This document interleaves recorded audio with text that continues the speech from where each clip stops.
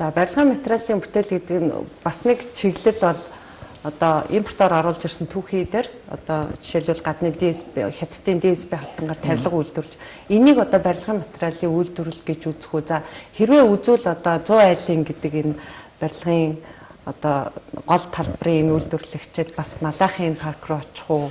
Энэ бол бас нэг чухал чиглэл мөн үү? Тий, ер нь бол 2016 онд 100 айлыг нүүлгэнэ гэж ер нь нийслэлийн хөдөлмөрийн тогтоол гарцсан, бодлого гарцсан, шийдвэр нь гарцсан. Да тийш очихаар хэр өнөөдөр нөгөө дид үтцсэн байхгүй. Нөгөөд очихаа яг газар нь байж байдаг. Нөгөө дид үтцүүд нь байхгүй учраас одоо нөгдөг гол техникийн шин нэгдүгээрт. Хоёрдугаарт юу нөгөө эргэцүү орчин нь байхгүй. Тэмээ саяны нөгөө төр хувийн түншлэл гэж юм яг юм дүүрс гарч ирэх учраас тэнд очиод компани бас одоо яаж юу хийхэж тэ мэдэхгүй юм болохоор бас эрсдлээс нүүх тийм. Тэгэхээр нөгөө шийдвэрүүд нь ингээд одоо гарсаар яваад ер нь нүүх боломж. Тэгэхээр одоо дид үтсийн ихний ээлжинд одоо тэнд бид нар 110 10-ын одоо шугамыг татцсан байна. Дид үтсийн ихний. За нэг 4.1 цахилгааны 4.6 км хүн даац автомашины замын тавьсан байна. 1.2 км одоо үеийн далан байгуулсан байна.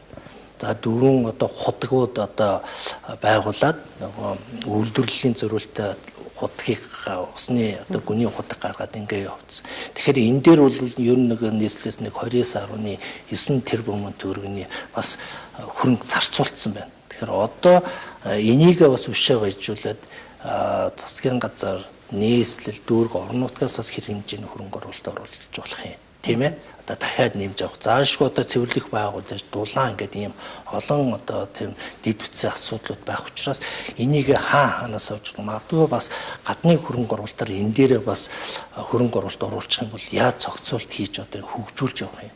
Зандаа ингээд төрөөс одоо ингэж юм одоо мөнгө хийвэл болно ихээс илүү бас тэр саяны энэ одоо дид үтсийг өөр одоо хөрөнгө оруулалтаар оруулаад дахиад яаж одоо өнөөдөр тэрийг эргээ нөхөх боломжтой юм гэдэг нөгөө бонд гаргах юм уу өөрийн орлогоор явах гэдэг ингээд нөгөө үйлдвэр технологийн парк маань өөрөө орлогоо бүрдүүлээд зөв зохистой одоо царгын захирцуулж тэрийг одоо нийгэмшүүлэх юм нөхцөлд уях юм зорилготой бас нэг одоо үзүүр нь бол тэнд явж байгаа.